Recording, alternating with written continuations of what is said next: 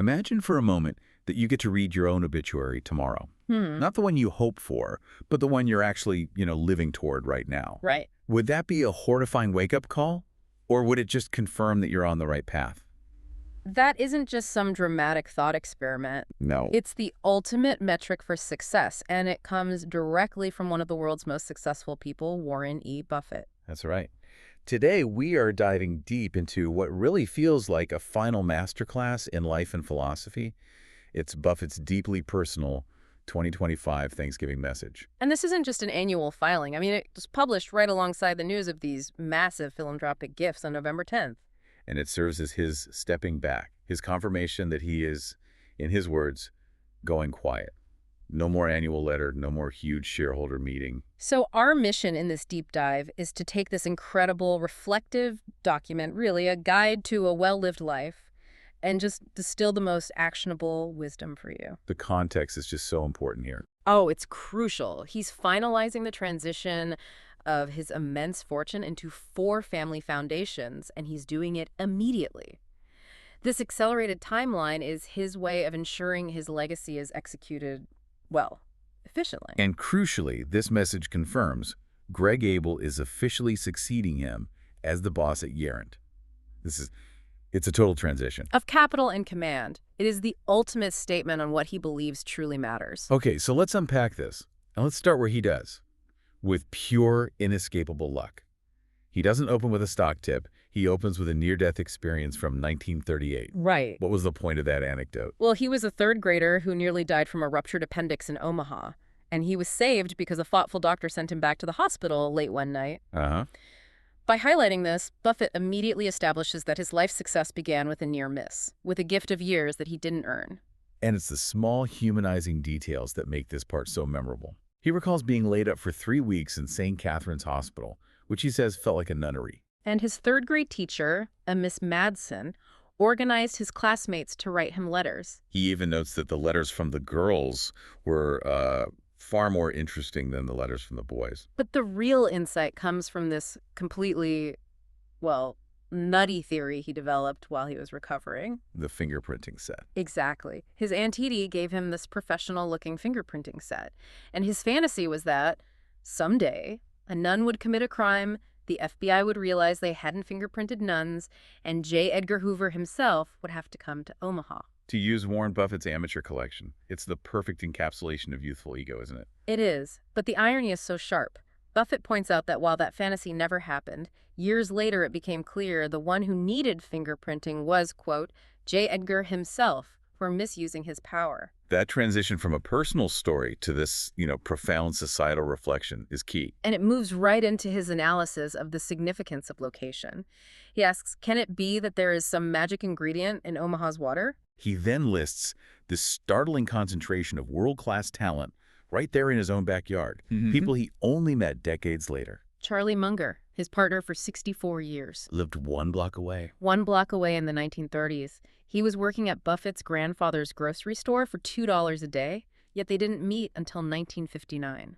So what's the lesson there for us? I mean, for you listening. It's not about the specific addresses, is it? Not at all. It's that the people who shape your success the most, your greatest partners, mentors, friends, they are often already in your orbit.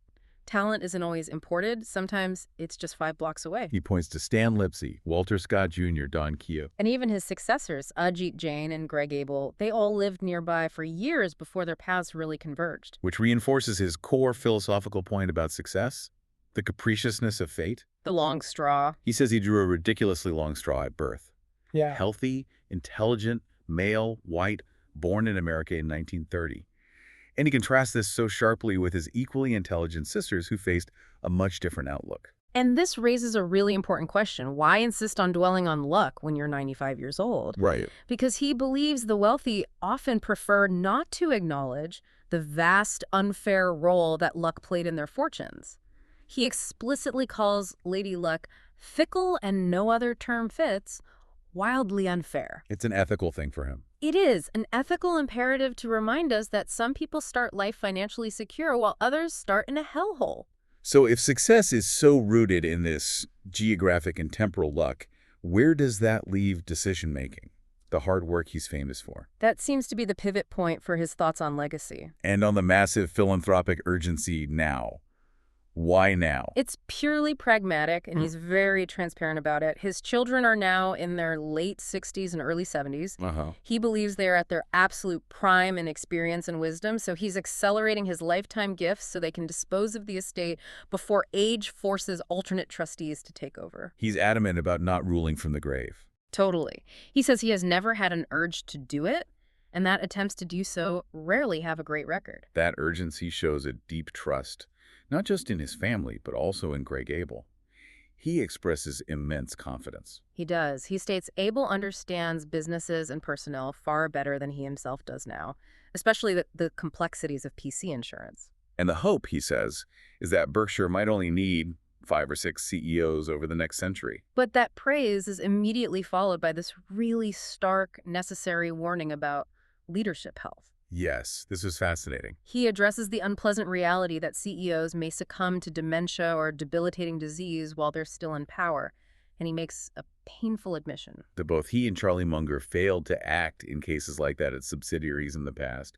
He calls that inaction a huge mistake. The lesson for any company board is crystal clear. Directors must be hyper alert. They have to speak up, even when it's uncomfortable. That takes immense courage from a board. And speaking of uncomfortable realities, he also takes on the trap of modern CEO compensation. He critiques the whole regulatory push to disclose CEO pay compared to the average worker, arguing it completely backfired. How so? Well, the fascinating thing is the psychological mechanism. These new disclosure rules, they didn't produce moderation. They produced massive professional envy. The CEO of Company A looks at Company B. Exactly. And sees B's massive salary, argues they're worth more, and it creates this constant ratcheting effect where pay just explodes upwards. But this isn't just a CEO problem. No, it reflects a universal human trait. He states it plainly. Envy and greed walk hand in hand. We see that same social comparison driving unhappiness everywhere. It's a powerful indictment of comparison culture. Yeah. And this all seems to circle back to the necessity of humility, which he illustrates so beautifully with the Don Keough and New Coke story. Oh, this is one of the best corporate humility stories ever. Don Keough, Buffett's old Omaha neighbor who became president of Coca-Cola. Launches the infamous New Coke in 1985. And the public backlash was volcanic. Explosive. Keough actually received mail addressed simply to Supreme Idiot, which he cheerfully acknowledged. In his famous speech, which Buffett encourages everyone to go view, Keough just admitted the mistake and reinstated Old Coke. And the lesson is that humility under fire saved the company. The profound lesson, yeah. Keough acknowledged that the Coca-Cola product belonged to the public and not to the company. That act of honesty, of admitting the product was bigger than the leadership, it led to soaring sales. Buffett connects this back to the idea that Keough, just like Munger, forever remained a Midwestern boy. Grounded. Grounded by a sense of accountability. Okay, as we get near the end of this incredibly rich deep dive, let's turn to the final actionable observations he leaves us with. The takeaways. Exactly. Yeah. Beyond managing money, what are the key takeaways for you, for the individual learner? Okay, first, a motivational core. Stop beating yourself up over mistakes. Learn at least a little from them and then move on. He stresses that it is never too late to improve. Second, he tells us to actively choose our heroes and then copy them. He specifically names the broadcasting legend Tom Murphy as the best. So if you want to succeed, don't just model people who accumulate money. Model people who exhibit character. And third, the ultimate guiding principle, the obituary test. He shares the story of Alfred Nobel, who reportedly read his own mistaken obituary, which focused on his invention of dynamite and mass death. And she was horrified. It led him to found the Nobel Prizes. Buffett's advice is to use that future perspective right now. Decide what you would like your obituary to say and live the life to deserve it. So greatness isn't about accumulating money or publicity or power. No. It's defined by how we help others. He provides this beautiful, simple formula. Kindness is costless, but also priceless. He concludes by stressing the universality of the golden rule, regardless of religious belief. It's the hard-to-beat guide to behavior. And he reminds us that the cleaning lady is as much a human being as the chairman. And he admits that even after all his success, he's still a long way from perfect. But that actively seeking to learn from great friends has improved his behavior immensely. That self-awareness coming from a man of his stature is really the final lesson, isn't it? It is. The core message is that improvement is always possible, and the true measure of your life is the kindness you extend and the legacy you intentionally build. Not the luck he received. And in a very characteristic move, Buffett wishes a happy Thanksgiving even to the jerks who read his letter. Because, as he says, it's never too late to change. Exactly. So if Warren Buffett, after a life of immense success and reflection, still feels he has a long way to go from perfection, what small change can you implement today to begin moving closer to the person you want your obituary to describe? Thank you for joining us on this deep dive into Buffett's final essential lessons on luck, legacy, and leadership.